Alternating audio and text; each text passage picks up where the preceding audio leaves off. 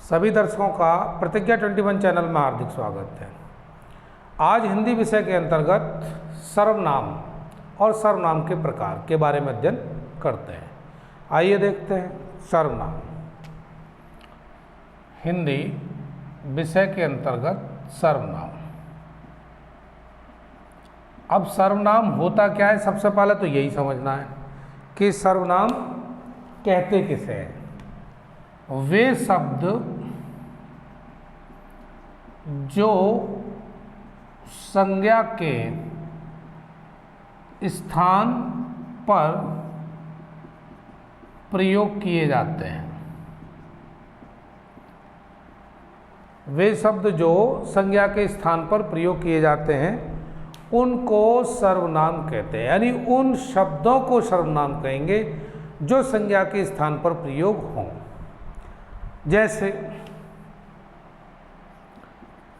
जैसे मैं, हम, तुम, वह आदि।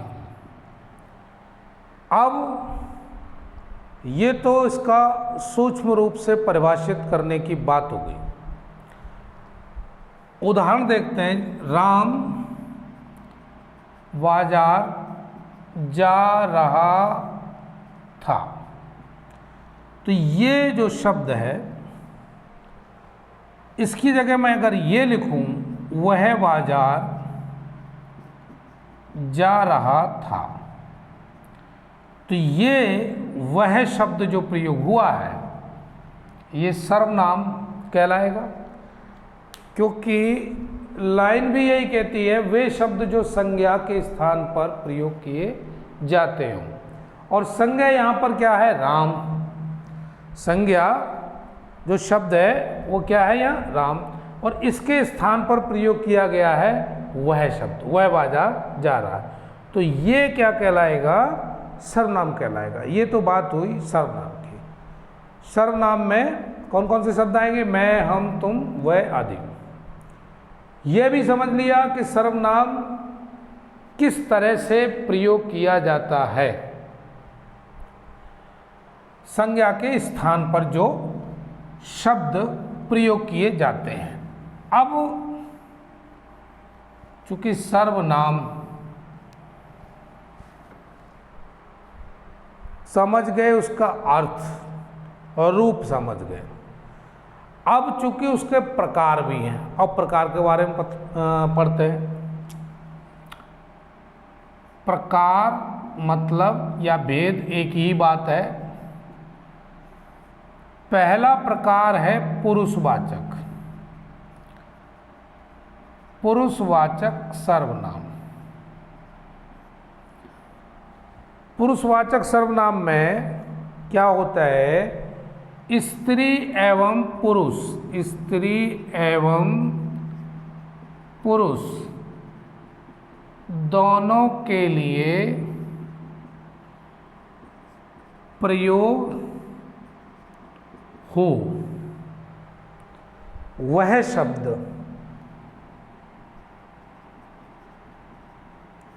वह शब्द जो स्त्री और पुरुष दोनों के लिए प्रयोग हो, तो क्या कहेंगे उसको? पुरुषवाचक सर्वनाम।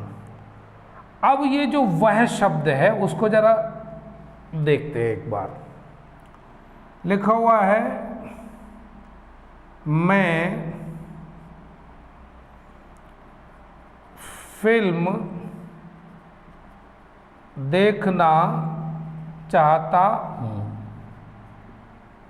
और एक सेंटेंस ये है मैं घर जाना चाहती हूँ। अब दो यहाँ पर वाक्य दिए हुए हैं। एक दिया हुआ है मैं फिल्म देखना चाहता हूँ, एक दिया है मैं घर जाना चाहती हूँ। दोनों में ये जो सर्वनाम मैं का प्रयोग हुआ है, दोनों में हुआ है, लेकिन भाई अंतर है। यहाँ पर तो पुरुष, मैं फिल्म देखना चाहता हूँ, मैं घर जाना चाहती हूँ, ये स्त्री, यानी स्त्री को संबोधित करना चाहती और ये पुरुष को चाहता। तो कहने का मतलब ये हुआ कि सर्वनाम में जो शब्द हैं कौन से, पुरुषवाचक, वो भाई दोनों के लिए प्रयोग होते हैं, चाहे वो पुरुष हो या स्त्री। चूंकि अभी एक उदाहरण लिया है, मैं जो शब्द है ये दोनों के लिए प्रयोग किया गया है यहाँ पर, स्त्री के लिए भी और पुरुष के लिए भी। पुरुषवाचक सर्वनाम में वह शब्द जो स्त्री एवं पुरुष दोनों के लिए प्रयोग हो। अब यहाँ पर इसके जो प्रकार हैं, पुरुषवाचक सर्वनाम के भी प्रकार हैं, उन प्रकार को भी देखते हैं। इसके हैं 3 प्रकार, पुरुषवाचक सर्वनाम के 3 प्रकार। एक तो हो गया उत्तम पुरुष, दूसरा हो गया मध्यम पुरुष, और तीसरा हो गया अन्य पुरुष। सर्वनाम के अंतर्गत जो पहला प्रकार है पुरुषवाचक सर्वनाम, उसके भी 3 प्रकार।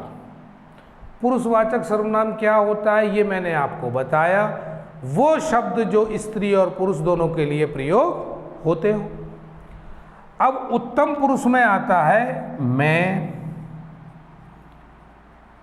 और हम। कर्ता के रूप में अगर ये सर्वनाम है तो क्या मैं और हम 2 शब्द, यहां पर हो गया तुम, आप भी या आप।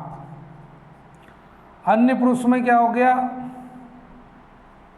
वह, यह, ये, वे, ये सब के सब अन्य पुरुष में आ गए।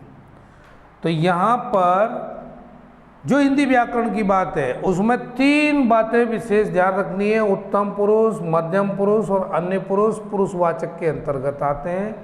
सवाल पूछ लिया जाए कि हम ये जो सर्वनाम है ये कौन सा पुरुषवाचक है, तो आपको ध्यान रखना है भाई ये उत्तम पुरुष के अंतर्गत आता है। इसी तरह से और भी यदि हुआ, तो पहला प्रकार आपने समझा कि सर्वनाम के अंतर्गत पुरुषवाचक को भी कितने 3 भागों में बांटा गया है, 3 भागों में बांटा गया, उत्तम पुरुष, मध्यम पुरुष और अन्य पुरुष। वह बाजार जा रही है या वह स्कूल जा रही है, तो यहाँ वह शब्द जो आया है वो क्या है, अन्य पुरुष के अंतर्गत पुरुषवाचक सर्वनाम में। अब दूसरा प्रकार भी समझते हैं, निजवाचक, निजवाचक सर्वनाम।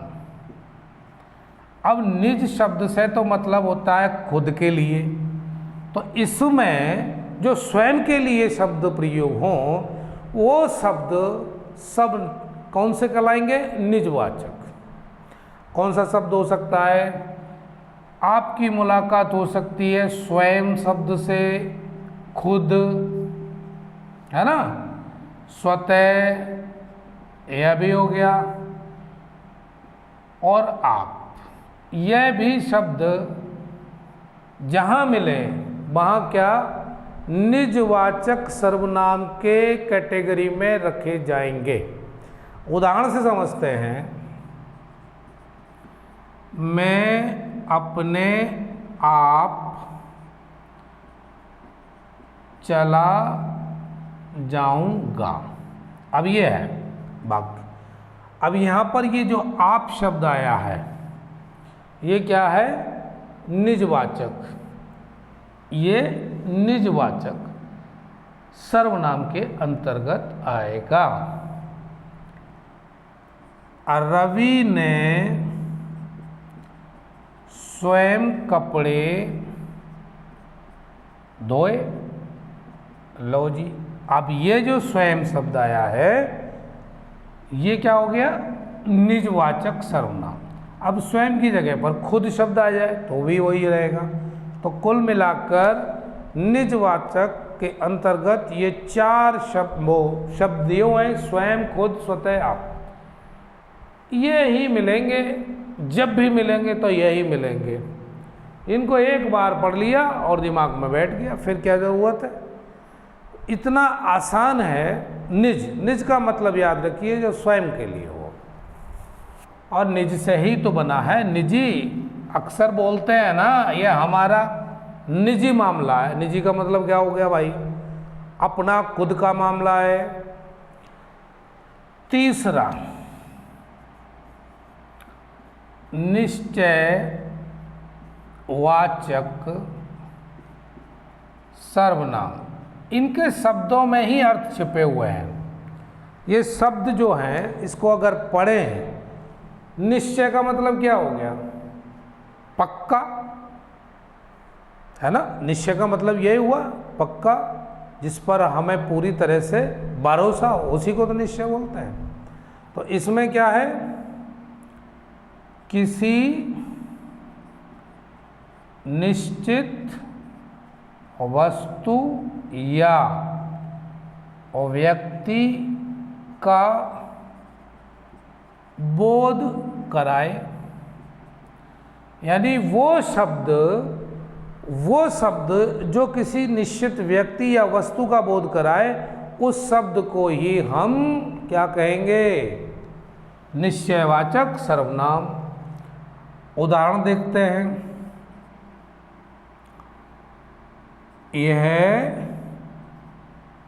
गाय है, यह गाय है, तो ये निश्चित हो गई बात, यह गाय है। दूसरा, वह विलायती चूहा है, यहाँ पर भी वह हो गया, निश्चित बता रहा है।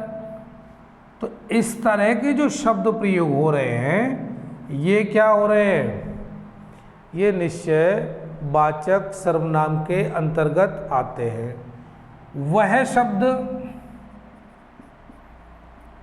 दूरी को बता रहा है, डिस्टेंस पे। यह पास को बता रहा है ना। ऐसे शब्द जहाँ प्रयोग होंगे जो ये बताएं कि किसी निश्चित वस्तु या व्यक्ति का बोध कराएंगे, वो शब्द क्या कहलाएंगे, निश्चयवाचक सर्वनाम। तो ये बात भी आपको क्लियर हो गई। कायदे से यह और वह दो शब्द हैं। यह मेरी गाय है, वह तुम्हारी गाय है, तो दूरी बता ही रहे ये दोनों शब्द। लेकिन यहाँ पर निश्चय, कन्फर्म, और इंग्लिश में ये डेमोन्स्ट्रेटिव है। अगला देखते हैं अनिश्चयवाचक। अनिश्चयवाचक सर्वनाम, अनिश्चयवाचक। अब इसका मतलब भी हो गया जो निश्चित ना हो, वह शब्द जो किसी निश्चित वस्तु या व्यक्ति, निश्चित वस्तु या व्यक्ति का बोध न कराए। लो, बिल्कुल क्लियर है। वह शब्द जो किसी निश्चित वस्तु या व्यक्ति का बोध न कराए, वो शब्द क्या है, अनिश्चयवाचक सर्वनाम। देख लेते हैं एक उदाहरण के साथ। आपके घर कोई आया है। अब ये शब्द है ना, कोई, अब पता नहीं कौन आया है, तो कोई का मतलब अनिश्चित है, उसके पहचान उसके पास है नहीं, इसीलिए तो बोला जा रहा है कोई आया है। तो लिखा गया है आपके घर कोई आया है, तो कोई शब्द अनिश्चयवाचक सर्वनाम के अंतर्गत आता है।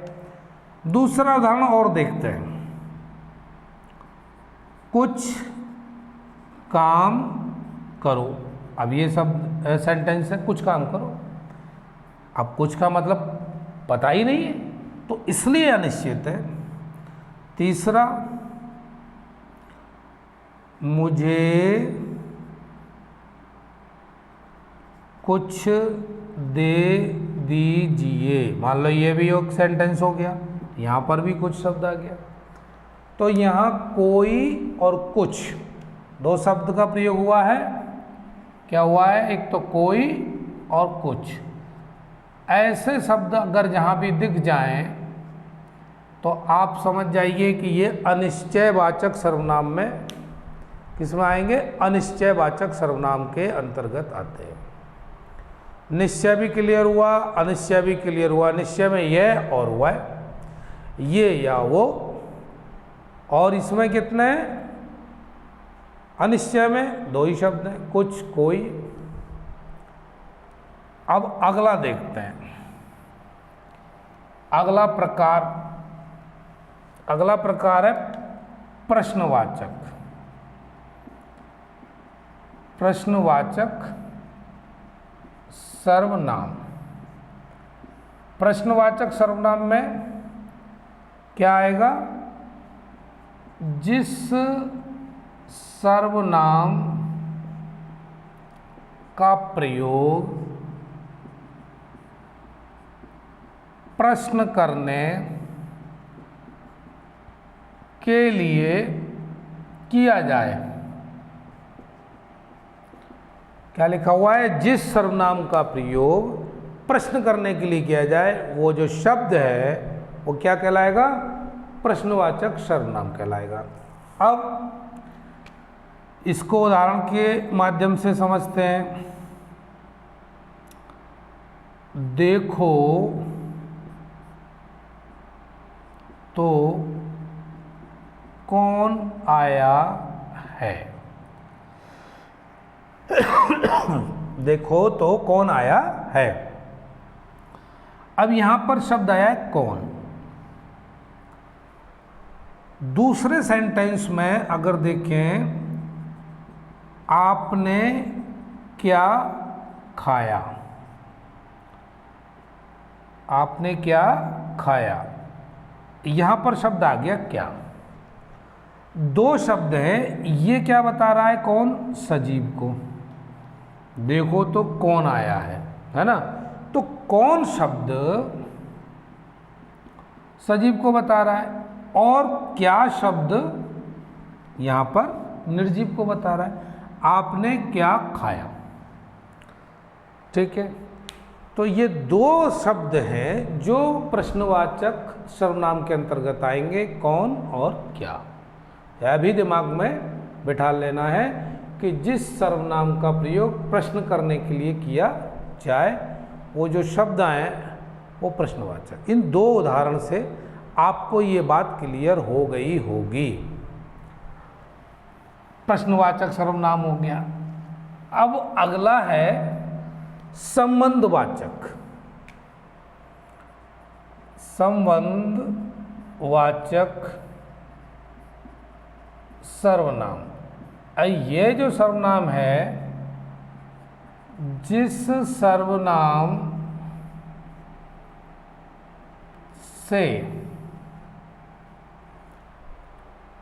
सर्वनाम से एक शब्द या वाक्य का दूसरे शब्द या वाक्य से संबंध हो। यानी एक शब्द या वाक्य हो सकता है, उसका दूसरे शब्द या वाक्य से संबंध हो। अब इसको भी कैसे समझेंगे? उदाहरण के द्वारा। जो जागेगा सो पावेगा। तो यहाँ दो शब्द आए, जो और सो। तो संबंधवाचक में जो और सो शब्द आ जाए अगर वाक्य में, तो वो दोनों शब्द क्या कहलाएंगे? संबंधवाचक सर्वनाम। ठीक है, जो जागेगा सो पावेगा, जो सोवेगा सो खोवेगा। तो यहाँ पर इसमें हमने दो शब्द देखे, जो और सो।